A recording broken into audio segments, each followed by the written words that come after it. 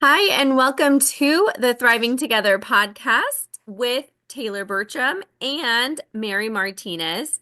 We are actually going to be opening up about our own personal journeys of medical things we have been navigating with our children. And so it's probably going to be a little bit more vulnerable of a podcast for us. We don't necessarily always open up about these type of things, but we thought it would be super helpful in case any other parents are going through a medical journey with their kiddos.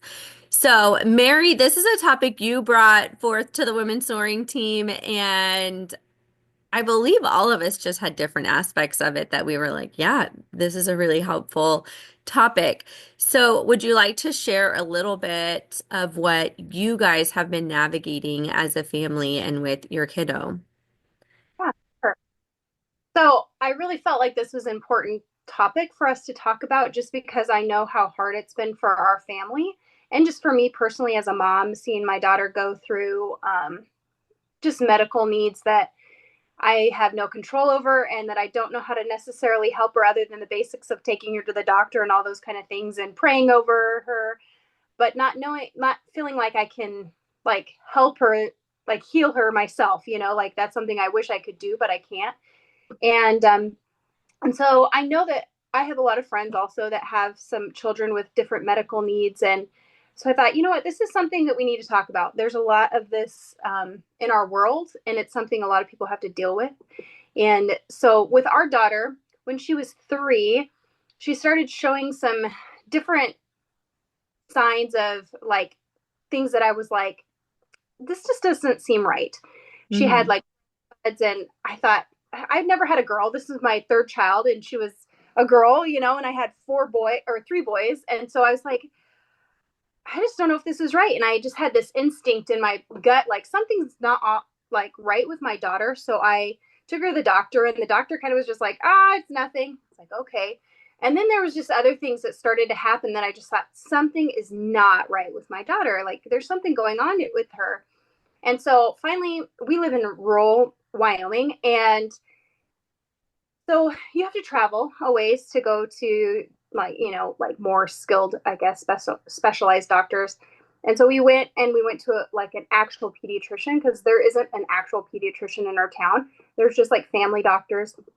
We went to an actual pediatrician, and right away he like knew exactly what was going on. My daughter was born with this giant birthmark. It goes down her whole entire arm, her chest, and her back. And we always thought this was really cool and never really thought anything of it. The doctors had never mentioned that it could be a sign of something else. They just, oh, she has a birthmark. And so the pediatrician right away, he was like, well, have you ever got her genetically tested? We're like, well, no, nobody ever mentioned to us that it was something that we needed to do or anything. And they said, oh, well, if a child has a birthmark of that size, a lot of times it means they have a genetic disorder. And we're like, what? And they said, like several different ones that it could be. So we need to get her genetically tested. So that kind of started us off on this big, huge process of getting her all kinds of tests. And of course, at that moment, the worst fears of like, what could this be? And he's telling us all these different genetic disorders she could have. And of course, you're Googling it and looking at Yeah. all scenario kind of stuff. And it's super scary. And you never want anything um, to be upon your child like that. And so, long story short, she has a genetic disorder. It's called McCune Albright syndrome, and it's very rare. It's like 1 in 100,000 or something like that, or even more. I think there's only like I can't remember, maybe only 100,000 or something like that in the United States. It's a rare condition, and it's just a genetic mutation. It's not passed on genetically. It's just a mutation, and it's mosaic disorder. So it affects every child differently that has it. So, but Mm. their skin, or not mostly, it affects their skin, their bones, and their endocrine system, which is your hormone producing organs. And so for the last 2 years, we've been navigating all kinds of tests and doctor's appointments and all kinds of things with her. And thankfully, it's a mild condition at this point, and she doesn't have a lot of the crazy endocrine um, problems that a lot of times these kids have. And so that's just something that we've been dealing with recently. We were supposed to go for this really big test, and it was kind of a big deal. I had like talked to her. She's had to get her blood drawn every like 3 or 4 months, and she has to get bone scans to make sure she's growing correctly, thyroid ultrasounds. I mean, she goes through like all kinds of tests on about every 3 to 4 months. And it was just kind of like one of those things like, okay, we're going to go and get these tests. And I had told her about it. And I thought, oh, it's going to be fine. She's going to do awesome because she's usually does pretty dang good. You know, mostly children that have to do these medical tests, they almost, not that they become desensitized to it, but they almost just kind of like understand it a little bit more. They've had to do it. They just do it. And it did not go the way that we had planned. No. And had a complete meltdown, did not want them to take, well, it was actually like a nuclear scan she had to do, and they had to give her IV and put the medicine in her, and she just would not allow it. And it was so like so challenging as a parent to watch your kid just like, I mean, you know, they a lot of the tests they've had to hold her down and she's screaming and you can't help her. You want to help her. You don't want her to have to um, you know, get these tests and things like that, but you know that she needs to, right? Like Mm. to properly, she has to get the tests. But it's hard to see your child going through a lot of these testings. And I know a lot of friends that have had kids that have had to be like in the hospital and have tubes hooked up to them and just all the things with that of dealing with this, watching your child go through things that you wish you could take away and, Mm. you know, spare them. Like, let me do it. I wish I could take the test for them. And Yeah. just seeing that process and how hard it is, I thought, you know what, I think I just need to share this and just say, hey, like, you're not alone in this. Like, each child is obviously very different in the things if you have a child with medical needs, but just the weight that it can put on a family and just the extra stress and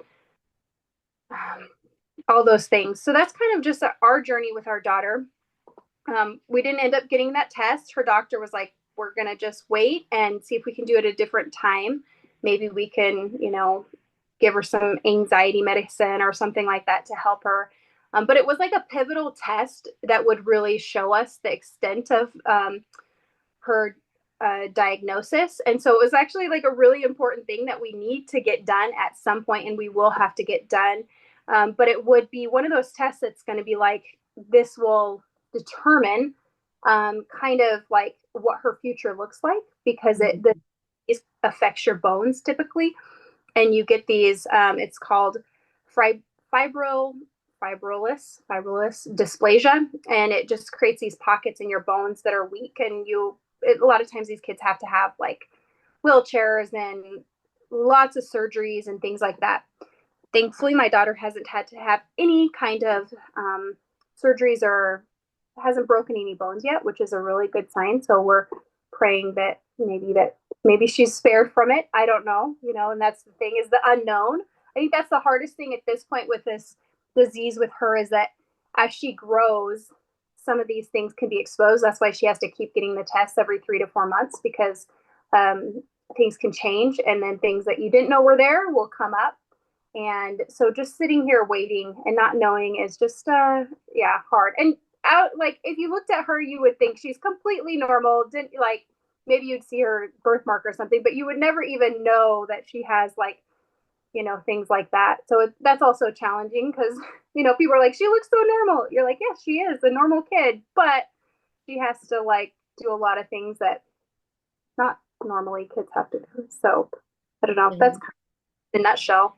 I guess it's really. Yeah. Well, how has it been because you do have your three boys and so how has it been just for you guys as a family adjusting to that, like having to do these medical trips and like are they joining you? Like how is that? Because obviously that's going to bring a disruption to your normal daily life or becomes a new routine maybe. So like how has that transition been for you guys? Um, you know, we're really honest with our kids. We don't like, there's not any conversations we really steer clear of with our kids. So our kids know exactly like what she has, what it entails, what um, what it's done to her body, why she has to be on the medication because she is on a medication, it, why she's on the medication that she is on, and how it'll affect her. I think our kids understand it pretty well. Typically, when we go to appointments, it's just me and her that go, just because I feel like, well, for one, the doctor's office is completely cramped, and usually it's a really long day. Uh, so usually it's just her and I that go on her appointments. So then that way it's just I try to make it a day for her, so she gets to pick where she wants to eat, um, something special. She usually gets to get like a special toy or something like that.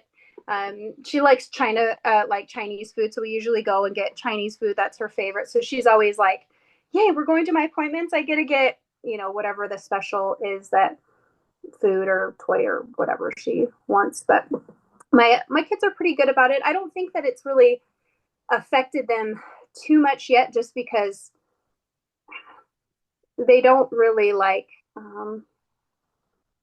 they haven't really had to see like any of the testing or stuff like that she's had to go through. So I think that's kind of helped in a way. But they know about it, and they're protective for sure of her, but they still play rough with her, even if like like I'm like, should I like steer clear from doing certain things? I don't want her to get hurt. And I'm like, you know what? I just want her to be able to be a kid. And if she gets a bone break, she gets a bone break. If, and so far, I mean, she plays really rough with her brothers and she hasn't had anything. So I'm like, that must be a good sign, you know, Mm-hmm. Mm-hmm.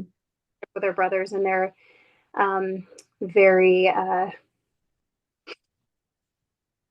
sorry, I just got a message. I had to get off of my phone. But she has a good relationship with them. I think it's been hard, like, because Morgan doesn't necessarily, my husband doesn't go to a lot of the appointments with us.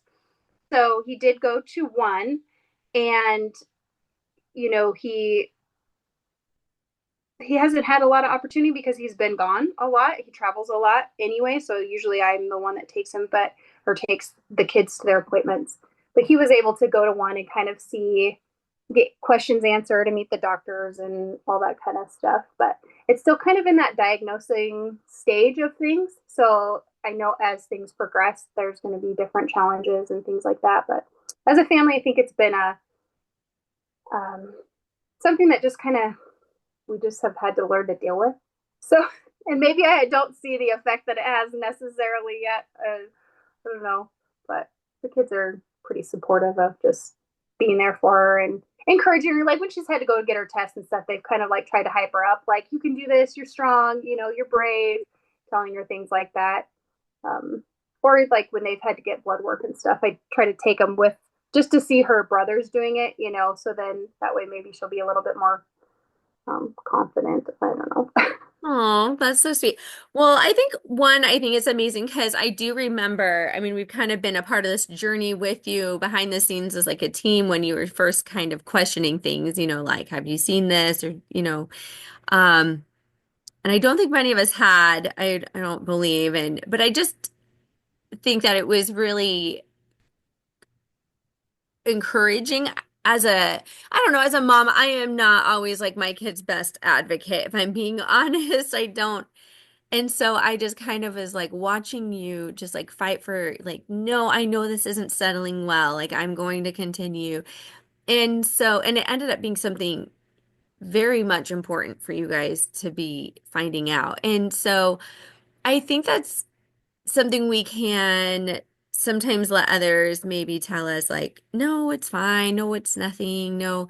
And I can easily take that sometimes. And so it was encouraging for me to watch you go through the journey just to kind of more so empower me as a mom that when I do feel like, no, I really don't think this is right or this isn't okay.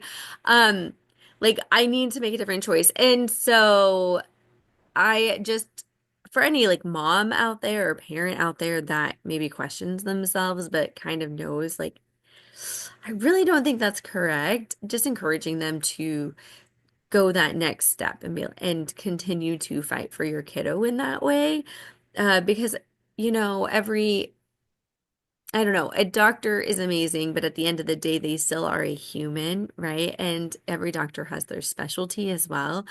And so sometimes we do have to make those calls where we have to seek another opinion or a couple opinions, right? So I just found that really encouraging as you were going through this journey with your kiddo. So, Yeah. And it's oh, go ahead. like a mom instinct thing. I think it was, maybe partially that just because I know my daughter, but I also feel like it was the Holy Spirit like saying, hey, Mm, like you're right to question this. There is something else going on with your daughter. And of course I had been in a lot of prayer because I'm like, I just don't feel like this is normal. This seems more than just what the doctor was saying. And I had seen like a couple different doctors questioning things. mhm, But you know what? These doctors, nothing against them. It's just like, they don't see it all and they're just trained in a certain amount of stuff and they have to see yeah, people from, you know, 100 years down to like infants.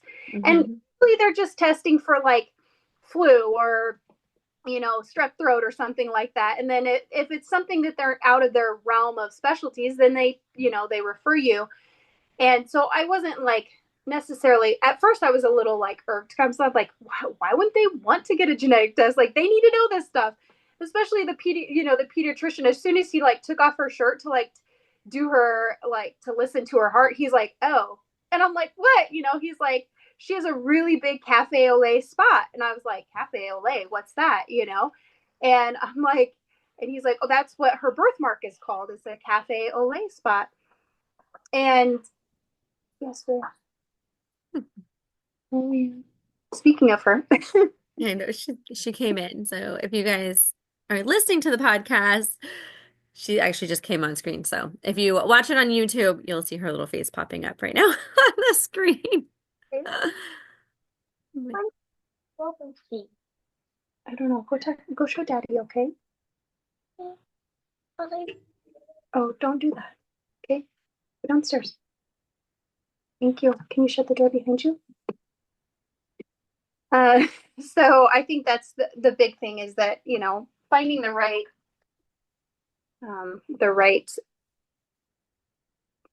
doctors are important. When you're questioning, Mhm. okay, it's okay to get a second opinion.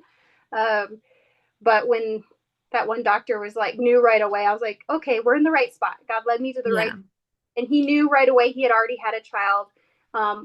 I think wherever he had lived before, that he had a child that had acute Albright syndrome. So he knew right away the different um, things that come up. About age 3 is usually when stuff starts happening with them, and so he knew right away, which was really a godsend. And he was like, all right, I need to get you, like we got to get all these tests done. I'm going to send you to this genetics place, and then I'm going to send you to endocrinologist. And he's like, and then if these come back, then you're going to have to get this doctor. And it's like overwhelming, but it was also nice to know to have like a plan and have Hmm. forward, like versus just like, I don't know what. But I think it's really tried our family to just trust and God. For me, it was like one of those things I had to really battle with wanting to have control, you know, Hmm. Hmm. being able to like keep everything in my control and like realizing like I got to release control of the situation because there's not anything I can really do. Yeah. And so that a lot has been my, um, like just something I have to just be like, God loves my child more than I do. Like, and it's hard to like even think about that, but I have to like keep reminding myself like when I'm like, oh, but why would this happen to her? Like I hate that I can't take this away from her. Why does she have to do all this stuff? And I don't want it to traumatize her. I don't want it to like create fear in her. And then I just have to like remind myself like she's in God's hands. He loves her more than I do, and that he has a plan and a purpose for her life, just like he does for mine. And that no matter what, obviously, like we've been praying just for healing. Like I pray over her, like you have strong bones, you have whole bones, things like that I don't know obviously yet of, and I believe God it can heal of anything, and that He could heal her in an instant. And I'm praying for that. I keep praying for that. And though the doctor obviously gave her a diagnosis, that doesn't mean that that's um, God's diagnosis, and He knows her body more than any doctor would. So praying for her healing and that she doesn't have anything else, that it'll be a simple thing to like deal with the rest of her life that's manageable, or that God will just completely take it away. That would be amazing. Like Hmm. but his plan is not, his will and her for her life. Could be that she has this because he's going to use it for something, like I think that's a big deal, is like realizing that sometimes we go through things, sometimes we have afflictions, but God wants to use them for his glory and maybe to be to lead others to him. So maybe that's, part of her story could be, Yeah. this later on something, or it could be a complete, healing where we could just use that for a testimony. I'm not sure what God's going to use it for. Like, no matter what his will is in the situation, that we can use it for his glory. Um, and just, even just, lifting other people up that are going through similar things, I think is important. That's why I think it's important to talk about the struggles that you're having personally or your children are having, because there are obviously people out there that can relate. Yeah. Which I think is encouraging, right? And I love just the way you're speaking over your child, right? Just speaking life into her and not that you aren't taking active steps for her and her care, but you are also actively speaking life and encouragement and strength to her. So I think that's really beautiful. Um, and I know we said we both talk a little bit because mine's a little different, but I have to say, watching you again, how I said, just kind of fighting for her to get answers was encouraging because for those that don't know, I had a child who had drowned, and there was a lot of trauma that has come with that. And she drowned when she was about 2.5, and she is now 7. She just turned 7. And so for us, we put her into like water therapy with like days after coming out of the hospital. And we worked on that for years because we had a really long journey ahead of us where, and I don't know that I always talk about the specifics of what we kind of like journeyed through. Like I'll talk about like, yeah, we put her in that, but I don't talk about this, all the specifics. And some of those things were when we first began, it was number one, water could not touch her face. And that was something we had to work through for a very long time. It probably took us almost a year for her to allow water to touch her face. It's a long time when you're trying to get a child to um, just be able to swim, and so you can't really teach a kid to swim if the water can't touch their face, taking, Child, and she wouldn't want to probably even take a bath or I like couldn't hear you. I'm so sorry, Mary. What'd you say?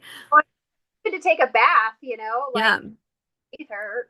Yeah. Yeah, like baths were really difficult. Showers were difficult. If she wanted to take a bath with like her siblings, splashing, right? Like that would put her into panic, meltdown modes. And so we were kind of dealing with a lot of these um, trigger points throughout that time period. And so I would say this last summer, so 2024, she was just an extremely confident swimmer and just a fish in the water. But leading up to that, in 2020 is when the incident occurred. And so it took until 2024 to have an extremely confident child in the water.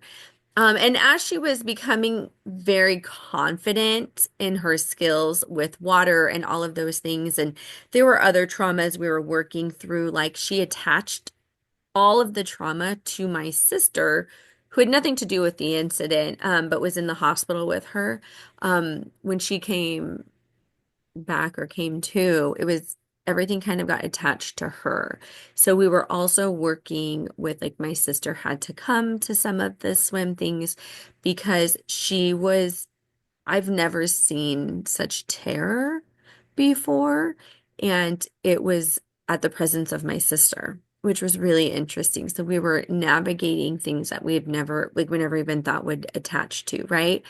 And something really neat with that is that sister came on our really big trip that we just recently did overseas, and she was able to share some moments that her and my daughter had where she got to just like really pray over her and some of these fears that my daughter opened up to her, and I thought that was so special. and just another piece to her healing journey. Um, but as she became confident in the water last year, she had a lot of regressions that we would put to about a 2.5-year old, actually. A lot of like potty regressions, a lot of tantrums, a lot of um, just not being able to regulate emotions. And what was really interesting with that whole time period was just how much so that she wasn't having any of those. She was progressing in all of these areas just fine until the completion of this confidence in the water. And then all of a sudden she was regressing dramatically and we couldn't quite figure it out.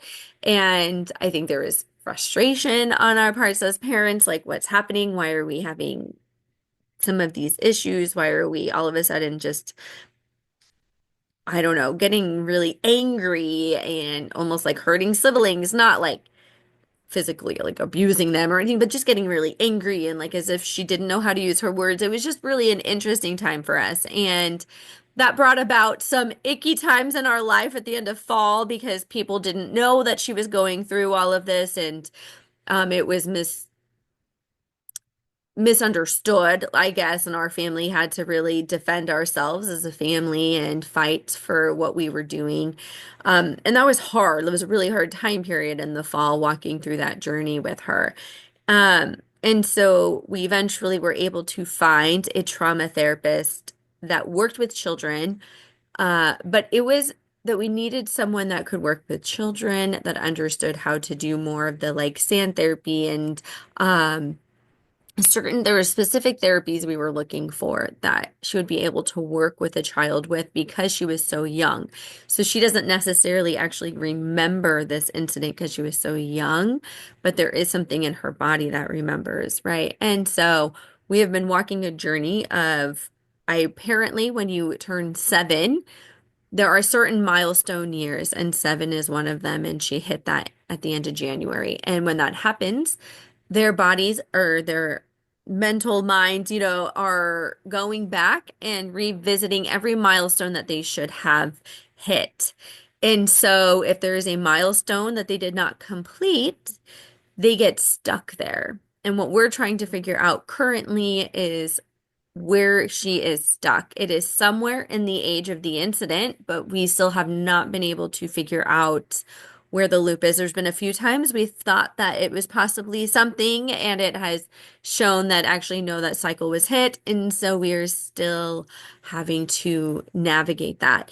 And so it is something that we are still having to fight as parents because I've shared with the women soaring ladies, like the team, that we were having her in there quite a lot and she really looked forward to her therapies. And the issue then was our insurance started denying all the therapies and we could not financially continue until we can fight the insurance. And the problem with insurance is that they keep telling us that the individual we have is approved and they keep telling her she's an approved person and they continuously keep denying our claim. And so we have been paying out of pocket. And so we've had to take a pause, right? And so now we're in this weird battle where you guys keep saying one thing, but you're doing another, and we can't continuously pay out of pocket. And so that is kind of where we're at in our journey. Like we are still battling with this. We're still trying to navigate and find and best help her. But we're not sure what that looks like because we still have not found it. And so we are still with these same struggles and regressions at the moment. And we're doing our best to navigate them, but we are not able to do as much as we would like because we are currently fighting the whole thing. And so, that is where it is helpful for me to see other parents continue to push through or to fight for their kiddos because it is quite a journey on our end and one that I didn't think we'd still be going through considering this happened 4.5 years ago. I don't think I realized the long-term, um, I don't know, the long-term effects of all Yeah. of it. Well, I think childhood trauma is something that a lot of people don't talk about. I mean, this incident was like, obviously it was nobody's fault. It was just an accident, but just the effect that it will have, on her whole life. And fortunately, Mhm. you're taking all the right steps and you're trying to like nip it in the bud if you know what I mean? Like Yeah. let's help her work through it now. And I think that's really important anytime that you have anything with your child, whatever they're struggling with, is trying to figure it out. And sometimes it's hard. Obviously, like you're going to go through lots of doctors, you're going to go through lots of, you know, therapists and everything else, trying to figure out the root of whatever it is so that it can be addressed. And that's just a hard thing. And sometimes it's not an easy fix by any means. You know what I mean? It's like such a process to go through all these different steps and to really like sift through what the testing and the different steps in the therapy and all that kind of stuff. But like when you're talking about childhood trauma, that's one thing too. I think, especially with like my daughter, is that's what I realized. She's gone through all these tests and stuff like that, and you go through the moment, and a lot of people are like, "Oh, they won't remember that. They were so little." And when she had to get that IV, she just like it was something in her brain switched, and all of a sudden she was like, nope, like five Mhm. eight, she was ready to just like run as fast as she could out of that room. And I thought, what happened? Like she was totally Yeah. get it. And then like 2 days later, like it totally clicked in my brain. It was like that doctor reminded me of somebody. And then I was like, I realize now the guy, he looked like this doctor. My daughter, on a different thing, she had fallen and had to get stitches in her lip. Well, of course, that's traumatic when you have to get stitches, especially when you're little. And that doctor, this like reminded me of exactly like the doctor who had given her stitches. And that was super traumatic for her because the nurses were holding her down and they had to give her shots in her mouth and it hurt and it was scary. And it like totally like it like was like epiphany. I was like, that's why. That's why that was in her brain that all of a sudden she was like, no, I remember that. I remember when that doctor hurt me. Mhm. She's like, nope, not gonna happen. Not gonna let it happen. I'm like, oh, I get it now. Like I could see why she did it. It was like she was fine until she saw that guy and he Yeah. reminded of that and it was a trigger for her. And so it's just crazy how things like that you don't know that they're in there, in your head. You can't Mhm. all of a sudden something will happen where it triggers that. And like you said with your sister, how for whatever reason that was what she associated, but it makes sense because have you ever been like with your kid and they fall and they get hurt and they look at you and then they're mad at you? Like you Yeah. didn't even, but the pain they just got with whoever's the closest person. So Yeah. why she would do that because you guys weren't there when the incident happened. So when she woke up, she saw your sister and she just assumed, I'm in this scary place and it's your fault. Like, Right. Why am I here and why are you here? not developed enough to really, I mean, Yeah. understand this. And so they just get stored away until something happens where it's like, think, Yeah, and our bodies really remember stuff. It stores in our cells. And even if we don't mentally necessarily remember, or even if we're mentally okay, we don't realize how much our body is storing things. And so for your poor daughter, like she is like storing this memory in her body. And she's like, no. like how do you I thought about that. I'm like, how do you like maybe that's something I need to like look more into or talk to somebody about like to help her through those things. And like her doctor was just kind of like, unfortunately, like it's with kids that have to go through all those medical things, it is like a lot of those kids grow up and they don't want to, you see those adults that don't want to get a shot, they're so scared of getting a tiny poke. And I'm like, I never thought it was a big deal, but I can see how it's probably from something like that, some kind of Yeah. trauma kid that it just is like that's scary and my body doesn't like that. And but yeah. Yeah. So I know it is wild to see. It comes out in so many various ways, right? And so that is what is also, we just have to stay, I think, so vigilant in prayer and in noticing when things are looking a little different for our kiddo.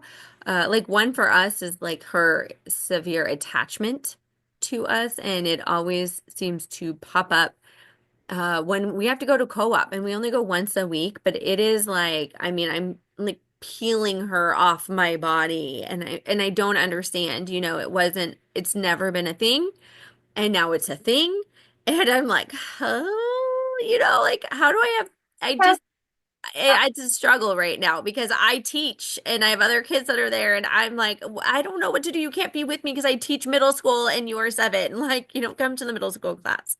Um, so it has been really interesting. It's been a hard one for me to navigate, and I'm really grateful for some of the moms who have like just been like, it's okay, and they like will hold her for me so I can walk away and disappear and let her settle, and she settles in.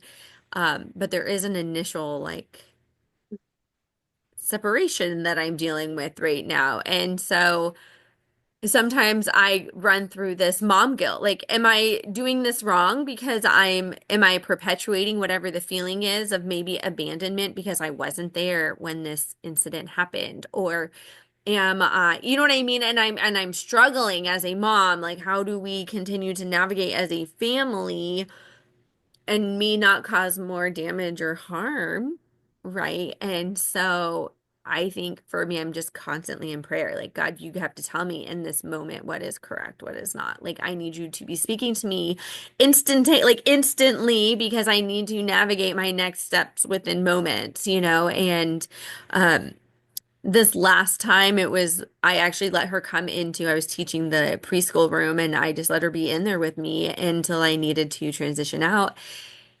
And I had to find one of the moms that I know just does really well. And she just really helped me get her distracted and get her settled into her classroom before all the kids showed up. But it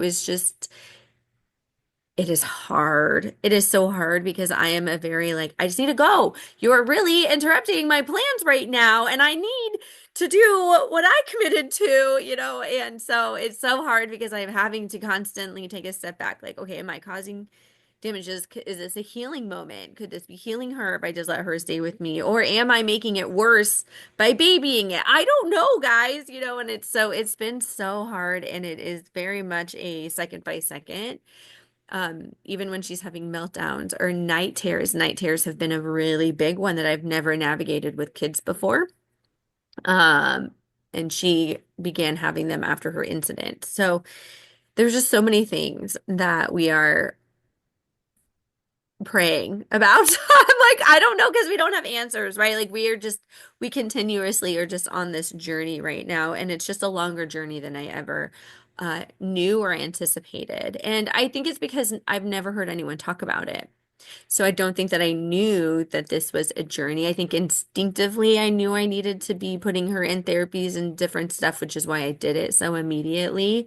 And it is in my background. I mean, I did go to college for therapy, but it's different when it's your own kid. You don't necessarily see stuff as quickly when it's your own child, or maybe you don't want to hyper focus on it. There's so many.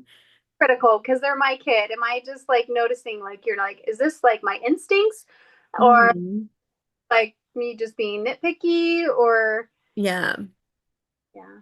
So it is hard. It's hard to navigate those things. And so, um, and I think that's why we both decided we would share, right? Because both of ours have been journeys, and they have been journeys that are still going, and they're still journeys that both of us are in without real conclusions or answers. Like, we're just Really like walking through.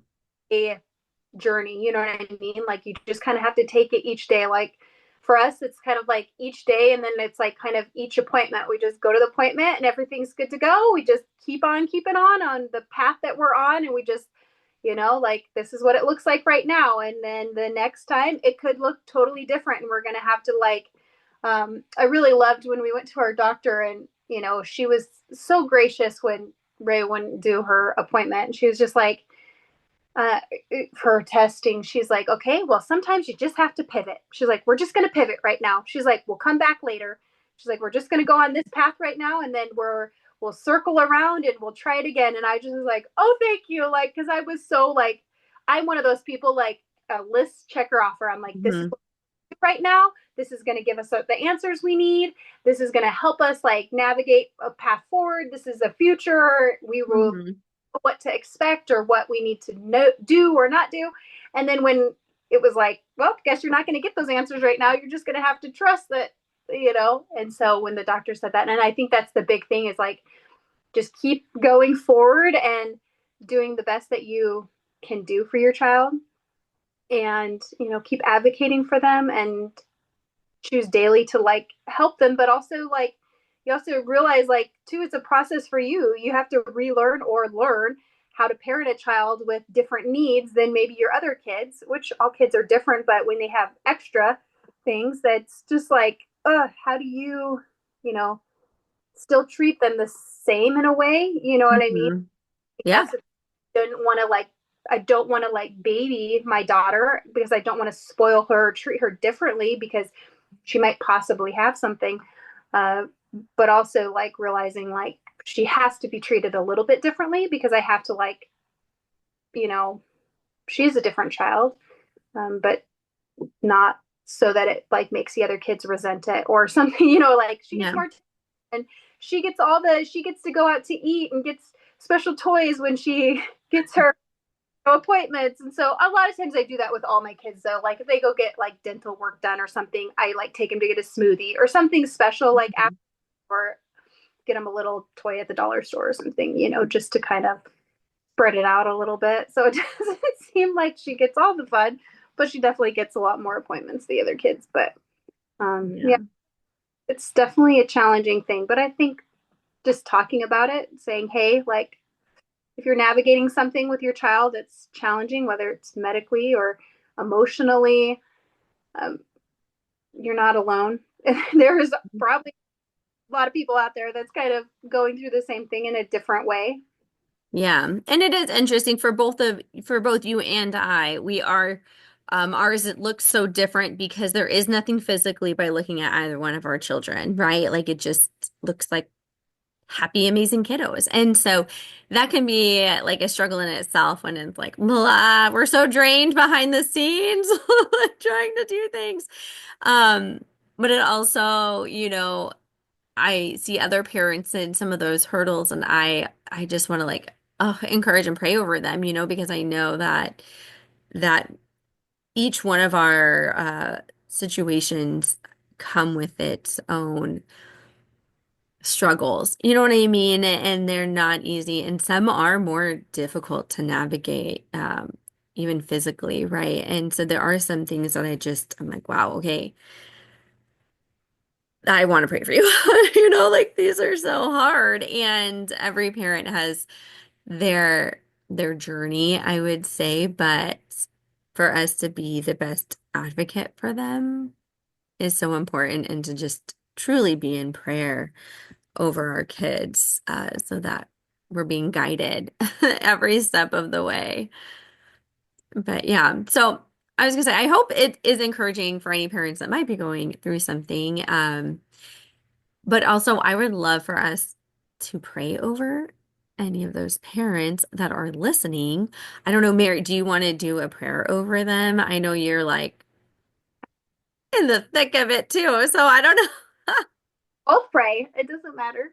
Okay, well, I just like really love when you pray. I feel that Mary comes to be a warrior in prayer, so just know. I don't know. Sometimes I feel like I'm rambling, but whatever. God doesn't care. So, all right, let's pray. Holy Father, Lord, I just thank you for this conversation, for this time to just be vulnerable, to let out our just struggles and our emotions and the things that just weigh heavy on our hearts.